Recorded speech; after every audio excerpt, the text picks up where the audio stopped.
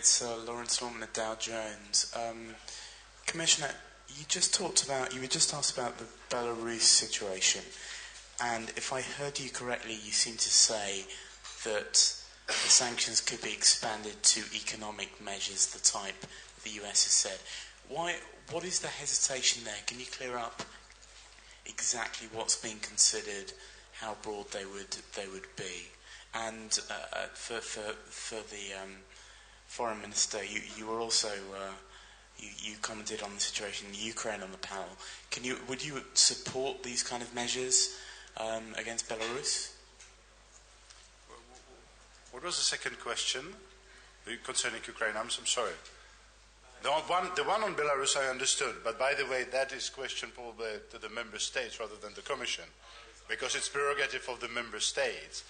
I could tell you what the member states are talking, but if you hear it from the representative of member states, that's better. But the second question was about... Okay. Well, I have nothing to add to what I said in the panel, namely that we have Foreign Affairs Council conclusions which allow for further measures, and if the situation gets worse, we might consider them, and that by those further measures we do mean economic ones. And let me put it in this perspective. When the member states adopted the restrictive measures on 31st, it was absolutely clear already at that time that we are not creating something which is not expandable. There was a consensus that if the situation continues, it gets even worse, we will be coming back to this issue. And that's actually what's going on, Radek. I mean, correct me if I'm wrong, but each and every time you're meeting under the chairmanship of Kathy, and I have a privilege to sit with you, we're always coming back to the Belarus and actually strengthening both the sanctions regime which is already there. I was talking about the list, but at the same time talking about going beyond the current measures. And I did confirm Radek's words that those other measures involved those targeted and intelligent economic sanctions.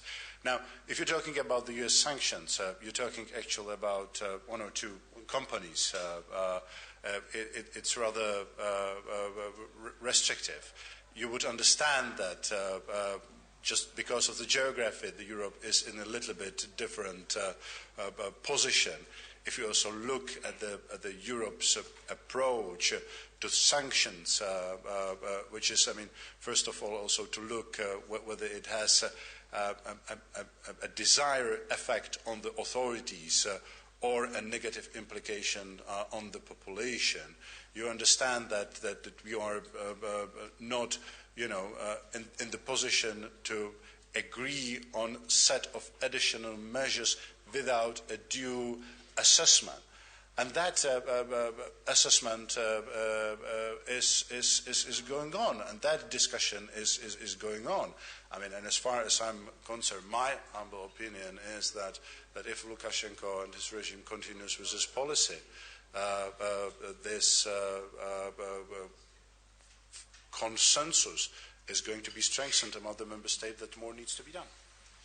You should also remember that the previous set of sanctions that were suspended included financial sanctions, and these ones are meant to be tougher.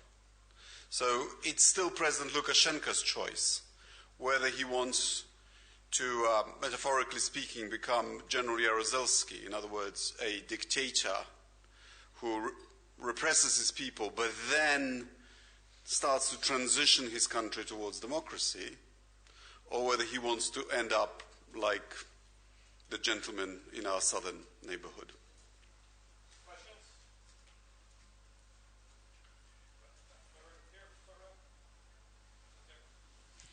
Voice of American News. I would like to find out what are the mechanisms you are going to use to promote the policies, because as we know now in southern neighborhood, for example, Facebook and new technologies were a great source of inspiration for people.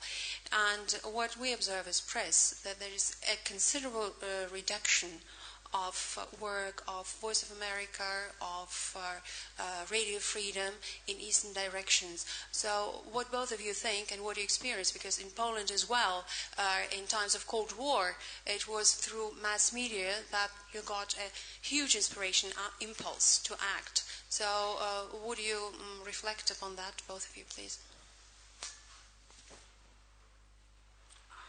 No, we will do more of what we're doing already. We've increased our support for the independent television channel, Bielsat. We've increased our support for European Radio for Belarus, for the Radio Racja. But, you know, people have access to information these days. You know, the policy towards Eastern Europe, remember, took 45 years to work. So we hope it won't be that long this time. To help our partners to build up the infrastructure for internet and internet connection, to help the partner countries to have the legislation which actually does not allow misuse of these infrastructure to be switched off when it pleases the authorities, to think about this new technology when we are talking that we need to strengthen the relationship with the civic society. Yet this is an ongoing process where we're thinking hard, because I agree with you that while it might be a good idea that our delegations, for example, in the countries of Eastern Partnership, start so-called structured dialogue, inviting the civic society representatives and authorities to talk about various issues which related to the cooperations with the European Union, with the aim that hopefully this will create the inclusive atmosphere in the society, and hopefully it will lead to the dialogue between the authority and the civil society is one thing. But you're absolutely right that among the lessons learned of what's going on in the South, this one is to be taken seriously, not only in our response to the South, but also vis-à-vis the East. Last question.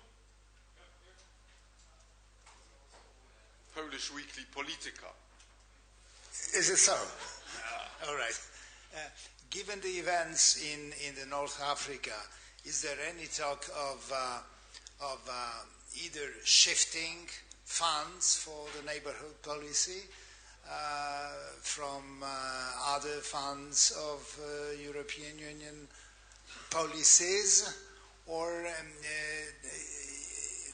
do you envisage any change in priorities? I'm glad that you have not asked the questions whether just to meet the requirements of the South, whether we are moving the funds from the East, because we are not, and we don't have that intention. But you're right that in parallel to trying to invent how best to respond to the requirement of the South, and I refer to the 25 of instrument in the communication of 8th of March, we also screening the heading 4, the financial chapter, which is there to finance the external action of the European Union for the resources, which are not there as a reserve somewhere, because we don't have there actually any reserve left. But we're looking at other things we probably have started 10, 15 years ago, and we're thinking whether they are still sort of bringing the necessary value added. And we have started this internal process to thinking of reallocating some of these resources. It's too soon to say from where, but it's definitely already now I can say to the south neighborhood first of all, and it's also early to say at this point of the time about how much money we're talking about, as this process is rather complex. But we hope to have a better idea also at the time of ENP review process in May. I also don't believe it's about more money, because there's plenty of money. It just was spent on the wrong things. Democratization is cheap. For the cost of that salvo of tomahawks at Libya last week, we could have a really robust democratization policy for some years. So we'll find the money.